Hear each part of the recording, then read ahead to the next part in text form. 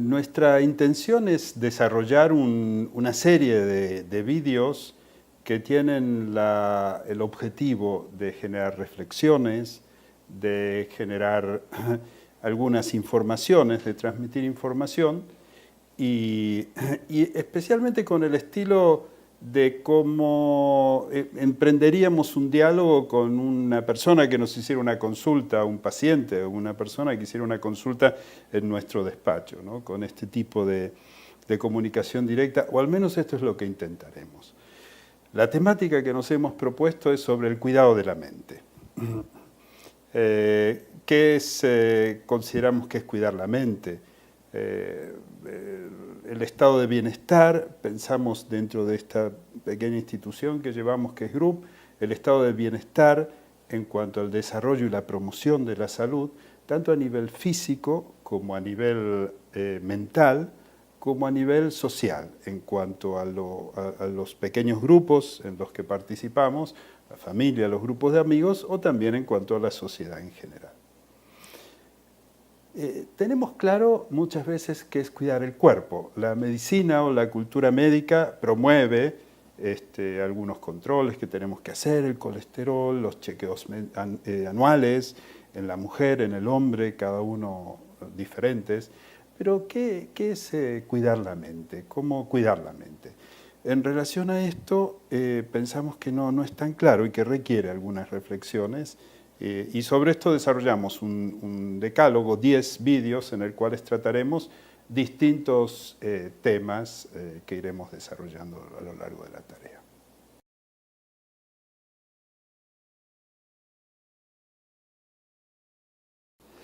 El sueño es una función indispensable para la vida, tiene una función restauradora. Tanto a nivel físico, necesitamos fisiológicamente dormir para poder vivir. Y también a nivel mental. A nivel mental, digamos, sobre todo está claro la función del sueño, en la recuperación de las funciones cognitivas, el aprendizaje, la memoria y sobre todo en la capacidad de concentración. Cuando dormimos mal es evidente, lo notamos, que nuestra capacidad de concentrarnos, de aprender o de memorizar o los recuerdos ofrecen dificultades. También podemos pensar que hay que es normal en el terreno del sueño. Se calcula que entre 6 y 9 horas es el periodo normal que necesitamos para dormir. En forma regular, esto puede variar. Hay en momentos de actividad intelectual o de estrés o de tensión o de sobrecarga o de entusiasmo por las cosas, podemos dormir menos de 6 horas, pero no de manera regular. De manera regular, si dormimos menos de 6 horas, debemos pensar que hay alguna alteración de estrés o de ansiedad. En cuanto a la franja superior, si dormimos más de 9 horas, puede ser. El sueño no es acumulativo. Si dormimos poco unos días, no lo recuperamos durmiendo mucho otros. En parte sí, pero solo en parte. Si dormimos regularmente más de 9 horas, también es sospechoso de alguna alteración en general que podemos considerar en el terreno de aspectos de tipo depresivo o de algún tipo de estrés crónico.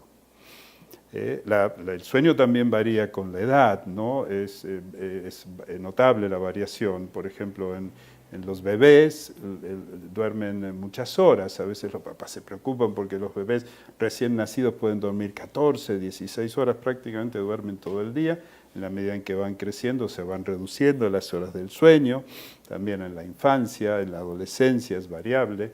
En la adultez estas 6 o 9 horas suelen ser regulares, pero en la medida en que nos vamos haciendo mayores, disminuimos las necesidades de sueño y el sueño aparece además en una modalidad que se llama el sueño fragmentado, que son fragmentos de 1 o 2 horas con un espacio en el cual estamos despiertos y volvemos. Es como si fueran a dormir, como si fueran fragmentos que se fueran pegando. Consideramos que lo fundamental es la calidad del sueño. Y la calidad del sueño, ¿cómo la podemos valorar? Hay estudios, polisomnografías, estudios complejos a nivel médico, pero a nivel de la vida cotidiana, la calidad del sueño, la mejor manera de valorarla es por la sensación de descanso al levantarse a la mañana. La calidad del sueño, como mejor se expresa, es de esta manera. Un colega del campo de la neurología nos solía explicar algo interesante. Nos decía que todos los humanos, en ausencia de enfermedad, tendemos a tener un capital de vida, de horas de vida despiertos, de vigilia, similar. Lo cual venía a querer decir que si dormimos, si estamos despiertos muchas horas cada día, es como si nos gastáramos este capital que todos los humanos tenemos más rápido. Y si estamos despiertos pocas horas al día, es como que lo vamos administrando y se nos hará más largo el tiempo cronológico de vida. De cualquier forma, esto parece ser una buena noticia para los que les gusta dormir mucho, ¿no? Porque la sensación de que si se duerme mucho es perder el tiempo, ¿no? Pero la cuestión en el fondo es que no hay una regla general. Aquí defendemos, como va a ser uno de los criterios que sigamos en todas estas reflexiones, es la singularidad, la necesidad de cada uno, y los distintos momentos también requieren distintas necesidades.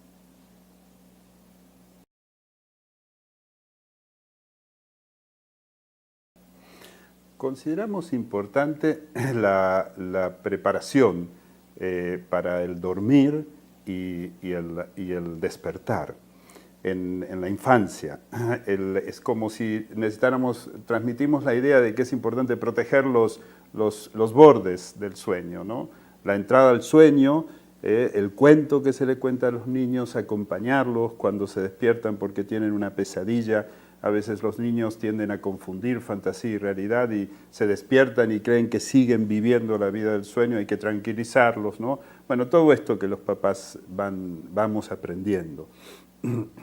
Es importante ir preparando el cuerpo, ¿no? La relajación, el ir distanciándose de las cosas de la realidad, de las cosas de la vida, los estímulos fuertes, la televisión, ¿no? Las pantallas a la noche no suelen ser favorables, las situaciones que son excitantes, preparar la respiración, bajar el tono muscular, ir entrando en dinámica del sueño, la lectura.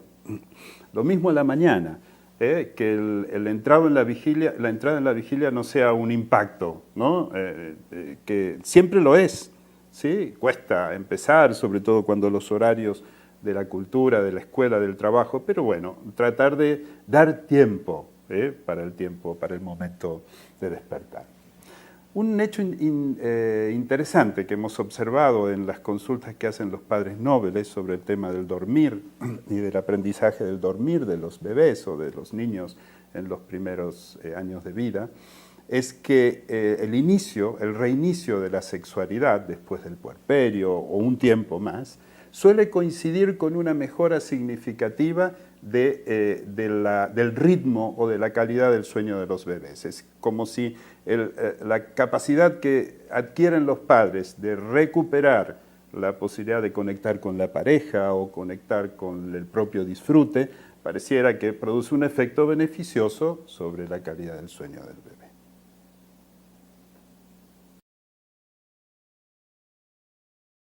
Hay distintas maneras de cansarse y distintas maneras de descansar. La relación que exista en la ecuación de la vida entre la obligación y el placer, entre las cuestiones que hacemos por cumplir con nuestro sentido del deber y la gratificación que obtengamos, va a influir sobre el descanso que tengamos. En síntesis, la calidad del descanso va a depender de que podamos tener una escucha íntima de nosotros mismos y que podamos detectar estos estados psíquicos, estos estados emocionales y las necesidades que vayamos teniendo.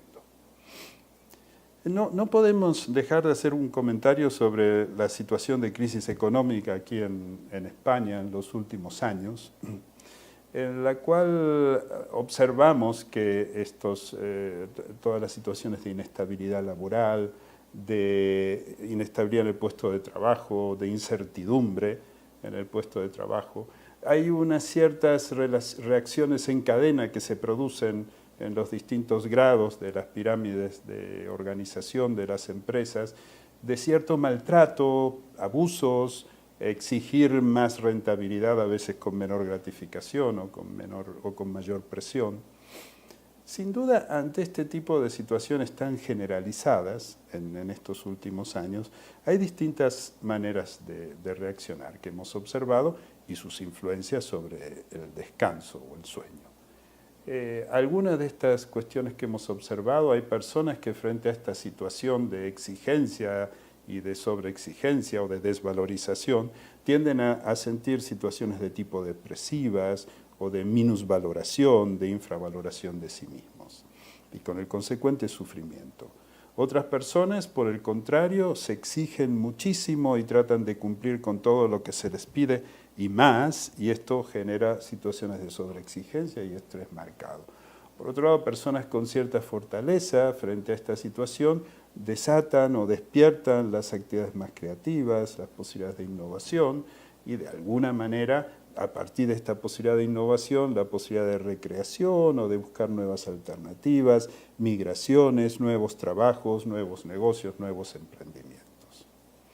Por otro lado, existen situaciones vinculadas a la fatiga o a la falta de estímulos.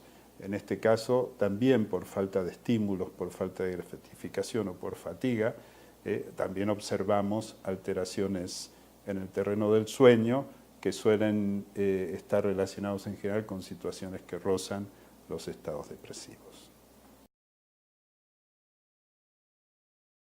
Para Freud, para Sigmund Freud, el sueño es una expresión de deseos. Es una expresión de los deseos profundos, de los deseos inconscientes. Consideramos básicamente que las funciones del sueño son dos en esencia. Por un lado, está promoviendo procesos de elaboración de los deseos inconscientes. Y por otro lado, a partir de los sueños, somos capaces también de imaginar escenarios posibles o realidades posibles con las cuales poder transformar nuestro mundo. Conocerlo y transformarlo. En el sueño operan básicamente dos mecanismos desde una perspectiva psicoanalítica, que son los mecanismos de condensación y de desplazamiento. El mecanismo de condensación es cuando dos representaciones se funden en una y crean una nueva. Por ejemplo, un ejemplo sería un caballo y un ave, ¿no? Y entonces crearíamos un caballo alado en el cual se condensan las dos representaciones, que sería el Pegaso, ¿no? El desplazamiento es cuando los contenidos de una representación son aprovechados y desplazados sobre otra representación. El ejemplo que podríamos traer es, por ejemplo, el logotipo de Apple, ¿no? En el cual hay una manzana mordida que tiene toda una significación, ¿no? en el pensamiento humano, es desplazada sobre el logotipo de una compañía de informática. Los mecanismos de condensación y desplazamiento, además de aparecer en los sueños, aparecen también, son esenciales en el desarrollo de todos los procesos creativos, los procesos de la creatividad humana. Pensamos que entonces estos dos niveles, que serían el de el sueño como estimulante de los procesos de elaboración, a través de mecanismos creativos que nos permiten entrar en contacto con lo más primitivo, con lo más inconsciente de la naturaleza humana, en sus aspectos individuales, pero también en sus aspectos colectivos. Los sueños son los sueños del individuo, pero también son los sueños de la cultura. A otro nivel, podríamos pensar en el sueño como escenario para la transformación de nuestro mundo a partir de nuestro mundo interno. Consideramos que en el sueño la realidad exterior se apaga y se da lugar a una realidad imaginaria, con lo cual intentamos disminuir la tensión a la cual nuestra mente se ve sometida por las presiones permanentes de la realidad, y desde esta disminución de presión y a través del desarrollo de un espacio imaginario, poder sobrellevar la realidad y en la medida de lo posible transformarla. Esta sería una de las funciones fundamentales del soñar y del descansar.